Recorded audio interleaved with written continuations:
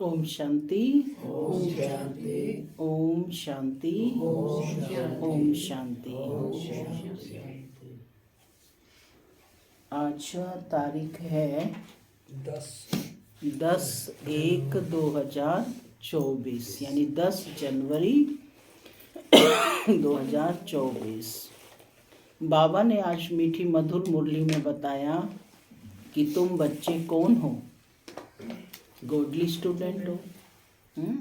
बाबा रोज आकर के, जो कि परम शिक्षक है, सुप्रीम टीचर है, वो हमें क्या सुना रहा है? अविनाशी ज्ञान रतन रोज सुना कर हमारी बुद्धि रूपी झोली को भर रहे हैं ना, ताकि बच्चे कहाँ जाने लायक बन जाएं? वैकुंठ में जाने के लायक बन जाएं, तैयार कर रहा है। तो बाबा कहते जितना अशरीरी बनेंगे उतना तुम जो है अपने मूल स्वरूप को पहचानते जाएंगे और उन गुणों के स्वरूप बनते जाएंगे। हमारे मूल स्वरूप क्या है? आत्मा के मूल स्वरूप क्या है? प्रेम, आनंद, सुख, शांति, है ना, ज्ञान, शक्ति, पवित्रता। तो ये सब हमारे अंदर भरते जाएंगे। लेकिन बाबा ने साथ ये बताया कि ज्ञान तो 2 ही अक्षरों का है। वो कौन से 2 अक्षर हैं? अलफ और बे। पढ़ाई को अलफ और बे। अलफ से अल्लाह मिला और बे से मिली बादशाही। तो ये ज्ञान हमें पहले स्वयं में धारण करना है और फिर दूसरों को भी कराते रहना है ना। जितना बांटेंगे उतना बढ़ेगा। सुनते हैं आज की मीठी मधुर मुरली। ईश्वरीय महावाक्य है। बाबा कहते, मीठे बच्चे, अलफ और बे, बाप और वर्षा याद रहे तो खुशी का पारा चढ़ा रहेगा। ये बहुत सहज सेकंड की बात है। प्रश्न है, बेअंत खुशी किन बच्चों को रहेगी? हाँ, बेअंत खुशी किन बच्चों को रहेगी? सदा खुशी का पारा चढ़ा रहे उसका साधन क्या है? सदा खुशी का पारा चढ़ा रहे उसका साधन क्या है? क्या है उसका साधन? बाबा की याद में। कैसी याद में? अशरीरी याद में ना। तो बाबा का उत्तर सुनते हैं। बाबा कहते, जो बच्चे अशरीरी बनने का अभ्यास करते हैं, बाप जो सुनाते हैं उसको अच्छी रीति धारण कर दूसरों को कराते हैं, उन्हें ही बेअंत खुशी रह सकती है। खुशी का पारा सदा चढ़ा रहे, इसके लिए अविनाशी ज्ञान रत्नों का दान करते रहो, बहुतों का कल्याण करो। सदा ये स्मृति रहे कि हम अभी सुख और शांति की चोटी पर जा रहे हैं। तो बाबा कहते खुशी रहेगी। ओम शांति। मैं आत्मा शांत स्वरूप हूँ। बाप दादा का विचार है कि 1 सेकंड में बच्चों से लिखा कर लेवें कि किसकी याद में बैठे हो। किसकी याद में बैठे हो? एक अलफ की याद में बैठे हो, बाप की याद में बैठे हो। तो 1 सेकंड में बच्चे लिख सकते हैं ना। तो इस लिखने में बाबा कहते कोई टाइम नहीं लगता है। हर एक 1 सेकंड में लिखकर बाबा को दिखा जाए। सबने लिखकर बाप दादा को दिखाया, फिर बाबा ने भी लिखा। कौन से बाबा ने? ब्रह्मा बाबा ने भी लिखा। तो ब्रह्मा बाबा ने क्या लिखा? अलफ और बे, 2 ही शब्द, बाप और वर्षा। तो इसमें लिखने में कोई टाइम लगा? बाबा ने जो लिखा सो कोई ने नहीं लिखा। बाबा ने लिखा अलफ और बे। कितना सहज है। अलफ माना बाबा, बे माना बादशाही। बाबा पढ़ाते हैं और तुम राजाई प्राप्त करते हो, और जास्ती लिखने की बाबा कहते दरकार नहीं। तुमने तो लिखने में 2 मिनट भी लगाया, अलफ बे सेकंड की बात है। सन्यासी सिर्फ अलफ को याद करेंगे, वो सिर्फ भगवान को याद करते हैं ना। तुमको बादशाही भी याद है, तुम्हें वो बाप भी याद है, तो उससे हमें क्या प्रॉपर्टी मिलती है, वर्षा मिलता है, बाबा कहते वह भी याद है। ये सन्यासी में और तुम बच्चों में अंतर है, फर्क है। याद की आदत पड़ जाती है, बुद्धि में बैठता है तो खुशी का पारा चढ़ा रहता है। समझ आई कि बुद्धि में ये ज्ञान बैठता है तो बच्चों को खुशी का पारा चढ़ा रहता है। अलफ का अर्थ है कितना बड़ा, हाईएस्ट चोटी है, उससे ऊपर और कोई चीज ही नहीं। रहने का स्थान भी ऊंचे ते ऊंचा है। सेकंड में मुक्ति, जीवन मुक्ति का अर्थ भी कोई नहीं जानते हैं, उसका भी जरूर अर्थ होगा। बच्चा पैदा होता है तो लिखते हैं इतने घंटे, इतने मिनट, इतने सेकंड हुए, टिक टिक चलती रहती है। टिक हुई अलफ बे, बस सेकंड भी नहीं लगता, कहने की भी दरकार नहीं। याद तो है ही, तुम बच्चों को इतनी अच्छी अवस्था होनी चाहिए। समझानी दे रहे हैं बाबा कि सेकंड में बाप और बादशाही वर्षा याद आ जाए। तुम बच्चों की इतनी अवस्था होनी चाहिए, माने इतनी अवस्था नहीं है तो बाबा कहते इतनी अवस्था होनी चाहिए, सेकंड में बाप के साथ बुद्धि योग लग जाए। परंतु वह तब होगी जब याद रहेगी। यहाँ बैठे हो तो बाप और राजाई याद रहनी चाहिए। बुद्धि देखती है जिसको दिव्य दृष्टि कहा जाता है। आत्मा भी देखती है, बाप को आत्मा ही याद करती होगी। तुम भी बाप को याद करो तो राजाई इकट्ठी याद आ जाएगी। कितनी देरी लगती है, यहाँ भी याद में बैठेंगे तो बहुत गदगद हो जाएंगे। बाबा भी इस खुशी में बैठे हैं, बाबा को यहाँ की कोई बात याद ही नहीं है। बाबा याद करते हैं वहाँ की बातें। बाबा और राजाई जैसे कि दर पर खड़े हैं। बाप कहते हैं तुम बच्चों के लिए राजाई ले आया हूँ। तुम सिर्फ याद नहीं करते, इसलिए बाबा कहते खुशी नहीं ठहरती। खुशी माने सदा खुशी नहीं रहती, कभी खुशी है कभी नहीं है। तो बाबा कहते याद नहीं है, याद नहीं ठहरती तो खुशी भी नहीं रहती। तुम उठते बैठते अपने को आत्मा समझो और मुझ बाप और वर्षे को याद करो। कितना ऊंचा स्थान है जहाँ तुम रहते हो।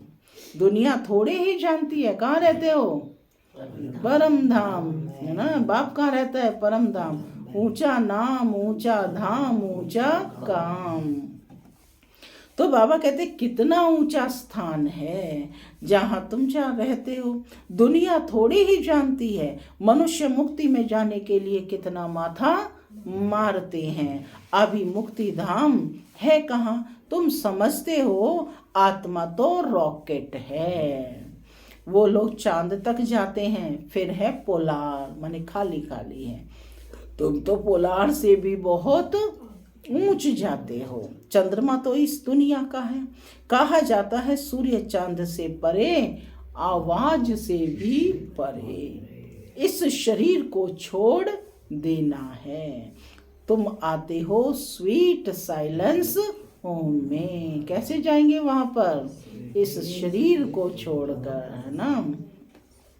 स्वीट साइलेंस होम में आने जाने में टाइम नहीं लगता है। आने जाने में टाइम नहीं लगता। क्यों नहीं लगता, क्योंकि आत्मा क्या है, रॉकेट है। अभी बोला ना बाबा ने, है ना। तो बाबा कहते अपना घर है ना। अपने घर जाने में बुद्धि तुरंत चली जाती है। यहाँ तो कहाँ भी जाओ तो टाइम लगता है। आत्मा शरीर छोड़ती है तो सेकंड में कहाँ चली जाती है। एक शरीर छोड़ दूसरे में जाकर प्रवेश करती है। तो अपने आप को आत्मा समझना है।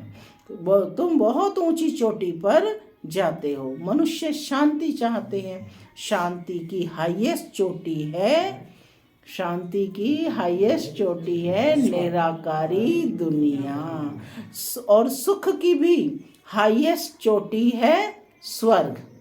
ठीक है ना, ये पॉइंट नोट कर लीजिए। शांति की हाईएस्ट चोटी है निराकारी दुनिया और सुख की भी हाईएस्ट चोटी है स्वर्ग। ऊंचे से ऊंच को टावर कहा जाता है। तुम्हारा घर भी कितना ऊंचा है। दुनिया वाले कभी इन बातों का ख्याल नहीं करते। उनको यह बातें समझाने वाला कोई है नहीं। उसको कहा जाता है शांति का टावर। चोटी माना शांति का टावर। मनुष्य तो कहते रहते हैं कि विश्व में शांति हो, परंतु इसका अर्थ नहीं जानते कि शांति कहाँ है। यह लक्ष्मी नारायण सुख के टावर में है। वहाँ कोई लोभ लालच नहीं है। वहाँ का खान पान बोलना सब बड़ा रॉयल होता है और फिर सुख भी हाईएस्ट है। स्वर्ग का सुख क्या है? हाईएस्ट है, चोटी है। उन्हों की महिमा देखो कितनी है, क्योंकि उन्होंने बहुत मेहनत की है। यह एक नहीं है, सारी माला बनी हुई है। वास्तव में 9 रत्न गाए हुए हैं। जरूर उन्होंने गुप्त मेहनत की होगी। बाप और वर्षे की याद रहे तब ही वे कर्म विनाश होंगे, परंतु माया याद करने नहीं देती। कभी काम, कभी क्रोध, कभी लोभ, कभी मोह, बहुत तूफानों में लाती है। बाबा कहते अब तूफान आए हैं तो क्या कहते, अपनी नब्ज क्या करोगे? देखनी है। क्या कहा है? अपनी नब्ज देखनी है, अपनी देखनी है। नारद को भी कहा कि शक्ल देखो, क्या लक्ष्मी को वरने के लायक हो। तो वह अवस्था बाबा कहते अभी है नहीं, इसे बनाना है ना, ये अवस्था बनानी है। बाबा एम ऑब्जेक्ट जरूर बताएंगे। क्या है एम ऑब्जेक्ट? लक्ष्मी नारायण वरना, है ना। तभी तो कहा ना कि एम ऑब्जेक्ट सामने है तो उसी अनुरूप पुरुषार्थ भी होना चाहिए। अंदर में पुरुषार्थ करते रहो, आगे चलकर वह अवस्था तुम्हारी होगी। अशरीरी रहने की प्रैक्टिस करनी है।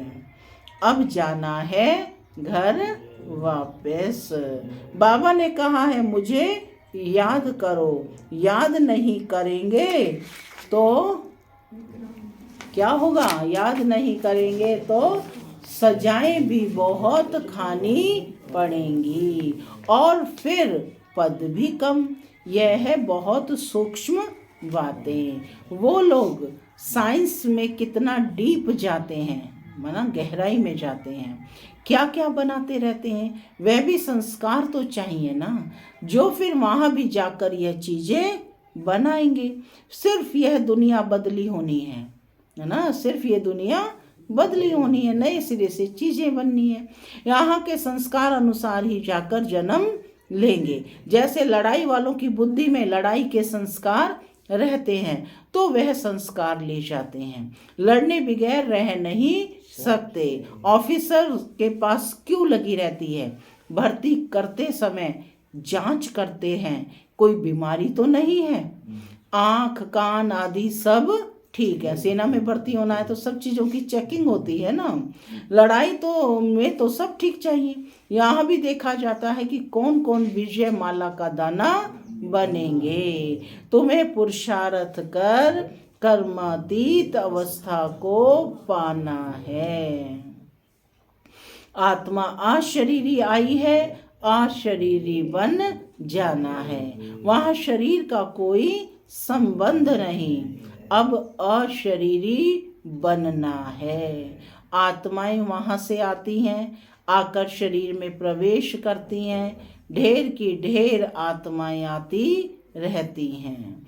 सबको अपना अपना पार्ट मिला हुआ है। जो नई पवित्र आत्माएं आती हैं उनको जरूर पहले सुख मिलना है, इसलिए उनकी महिमा होती है। बड़ा झाड़ है ना, कितने नामी ग्रामी बड़े आदमी हैं, अपनी अपनी ताकत के अनुसार बहुत सुख में होंगे। तो अब बच्चों को बाबा कहते मेहनत करनी है, कर्मातीत अवस्था में पवित्र होकर जाना है, अपनी चाल को देखना है, किसको दुख तो नहीं देते हैं। बाप कितना मीठा है, मोस्ट बिलवेड है, मोस्ट बिलवेड है ना।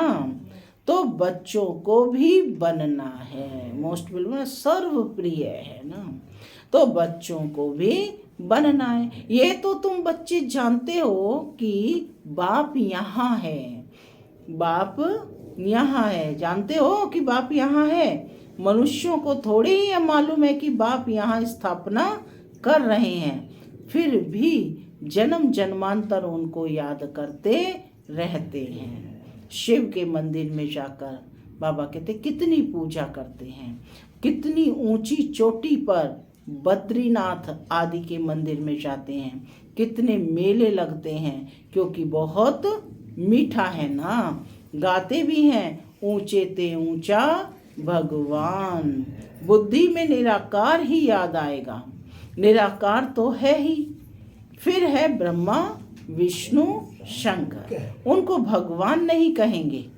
अभी तुम बच्चे समझते हो कि हम ही सतो प्रधान देवता थे।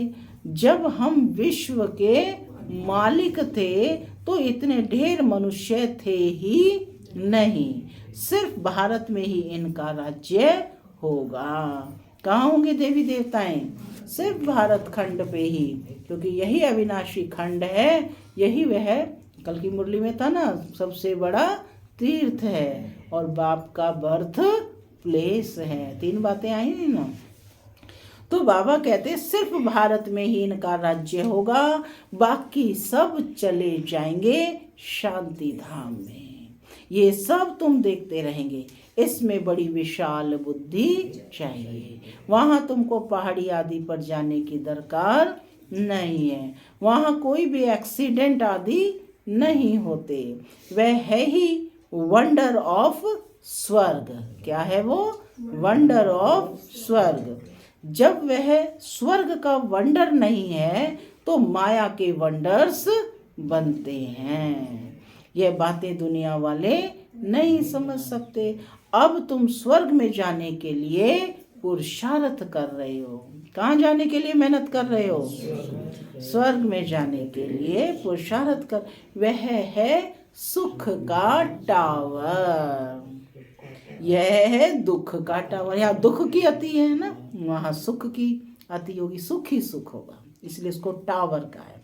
लड़ाई में कितने मनुष्य रोज मरते हैं और फिर जन्मते भी होंगे। गाया जाता है ईश्वर का अंत नहीं पाया जाता। अब ईश्वर तो है बिंदी, उनका अंत क्या पाएंगे? बाप कहते हैं इस रचना के आदि मध्य अंत को कोई नहीं जानते। कौन है बाप शीला बहन? बिंदी। कौन है? बिंदी। और गुणों में सिंधु है ना। बिंदी बाप सिंधु है ना, सागर है। तो कहते कि उनका कोई अंत क्या पाएंगे? बाप कहते हैं इस रचना के आदि मध्य अंत को नहीं जानते। साधु संत कोई रचता और रचना का अंत नहीं पा सकते हैं। तुमको बाप पढ़ाते हैं, इसको पढ़ाई कहा जाता है। सृष्टि चक्र के राज को तुम बच्चे ही जानते जा रहे हो। वह तो कहते हैं हम नहीं जानते, या तो लाखों वर्ष कह देते हैं। कहते तो लाखों वर्ष की बात है।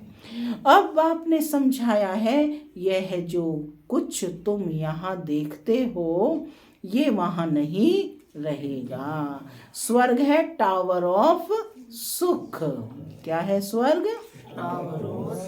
टावर ऑफ सुख।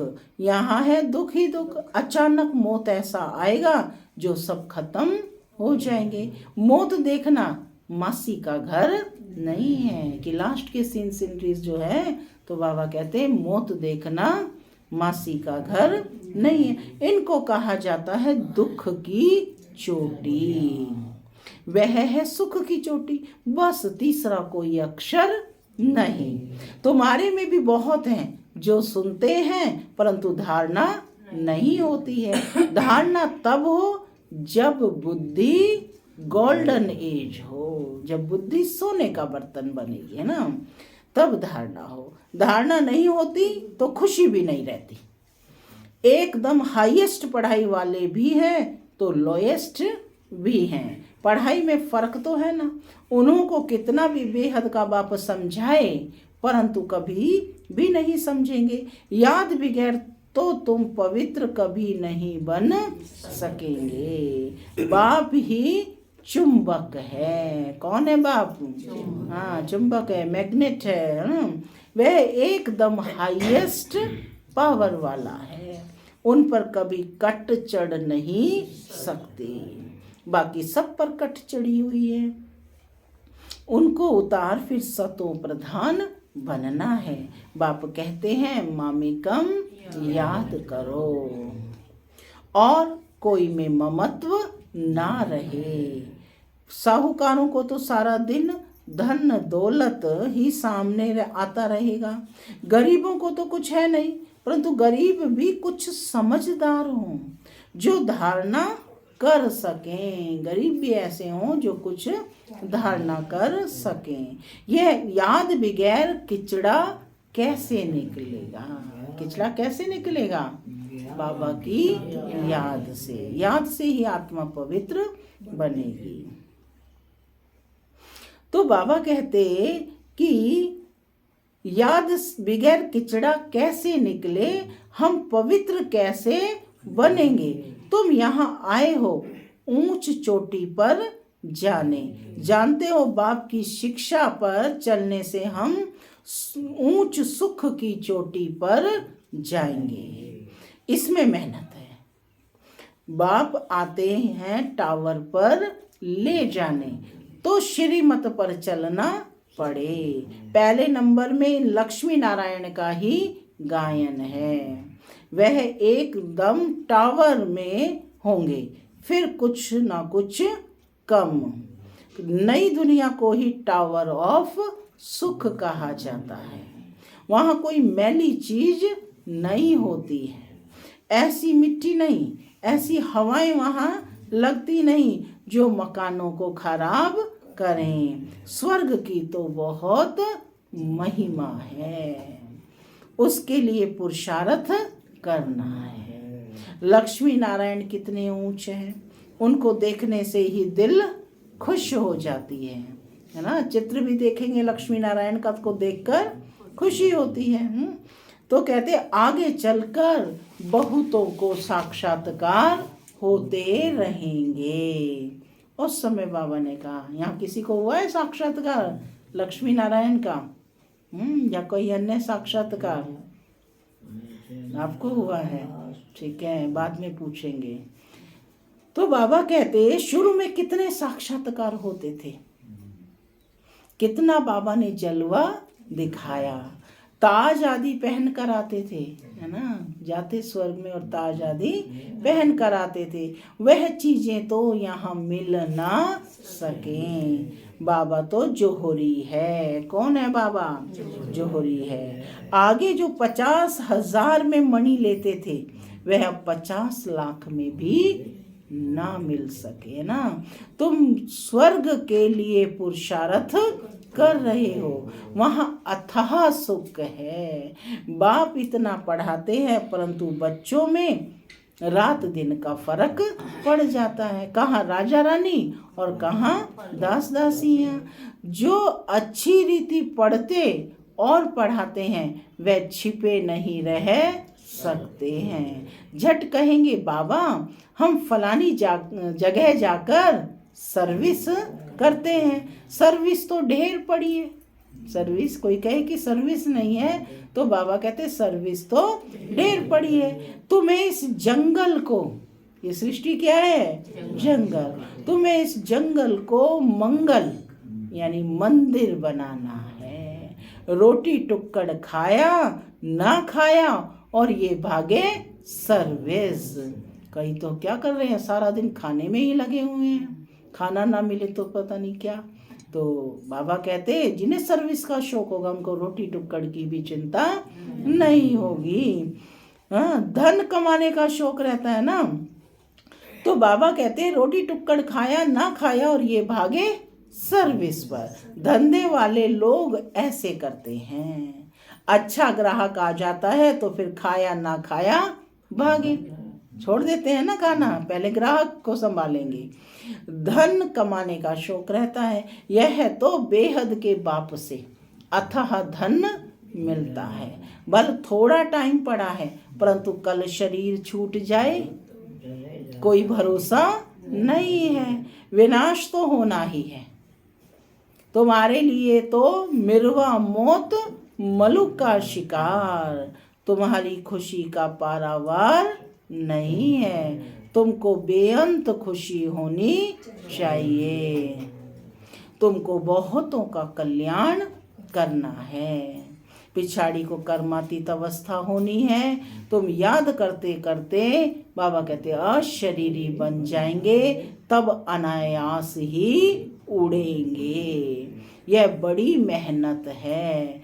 कोई तो बहुत सर्विस करते हैं, सारा दिन म्यूजियम समझाने पर खड़े हैं, दिन रात सर्विस में तत्पर हैं। सैकड़ों म्यूजियम खुल जाएंगे।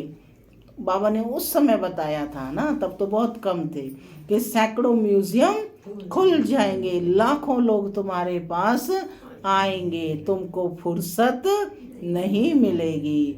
सबसे जास्ती तुम्हारे दुकान निकलेंगे इन अविनाशी ज्ञान रत्नों के। अच्छा, मीठे मीठे सिक्के लधे बच्चों प्रति मात पिता बाप दादा का याद प्यार और गुड मॉर्निंग। रूहानी बाप की रूहानी बच्चों को नमस्ते। हम रूहानी बच्चों की रूहानी पिता बाप दादा को याद प्यार गुड मॉर्निंग और नमस्ते नमस्ते, है ना। शुक्रिया बाबा। धारणा के लिए मुख्य सार है, पहला, ज्ञान की धारणा करने के लिए पहले अपनी बुद्धि गोल्डन एज की बनाओ। बाप की याद के सिवाय और किसी भी चीज में ममत्व ना रहे। दूसरा है, कर्मातीत अवस्था को प्राप्त कर घर जाने के लिए अशरीरी बनने का अभ्यास करो। अपनी चाल भी देखो कि किसको दुख तो नहीं देते हैं। बाप समान मीठे बने हैं, है ना, कि क्या बाप समान मीठे बने हैं। आज का वरदान है, सहन शक्ति की धारणा द्वारा सत्यता को अपनाने वाले सदा के विजयी भव। क्या है वरदान? सहन शक्ति की धारणा द्वारा सत्यता को अपनाने वाले सदा के विजयी भव। दुनिया वाले कहते हैं कि आजकल सच्चे लोगों का चलना ही मुश्किल है, झूठ बोलना ही पड़ेगा। कई ब्राह्मण आत्माएं भी ऐसा समझती हैं कि कहाँ कहाँ चतुराई से तो चलना ही पड़ता है। लेकिन ब्रह्मा बाप को देखो, ब्रह्मा बाप को देखा कि सत्यता व पवित्रता के लिए कितनी ऑपोजिशन हुई, फिर भी घबराए नहीं। सत्यता के लिए सहन शक्ति की आवश्यकता होती है।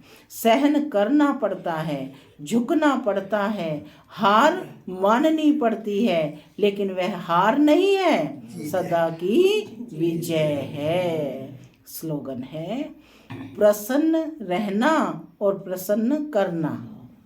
खुद भी प्रसन्न रहना है और प्रसन्न करना, यह है दुआएं देना और दुआएं लेना। तपस्या मास है ना। अव्यक्ति साइलेंस द्वारा डबल लाइट फरिश्ता स्थिति का अनुभव करो। मेरा तो एक बाबा और मेरा सब कुछ इस एक मेरे में समा जाए। जहाँ चाहो, जैसे चाहो, जितना समय चाहो, उतना समय मन एकाग्र हो जाए। इसको कहा जाता है मन वश में है। इस एकाग्रता अर्थात एक रस स्वीट साइलेंस की स्थिति द्वारा सहज ही डबल लाइट फरिश्ता स्वरूप की अनुभूति होती है। ओम शांति।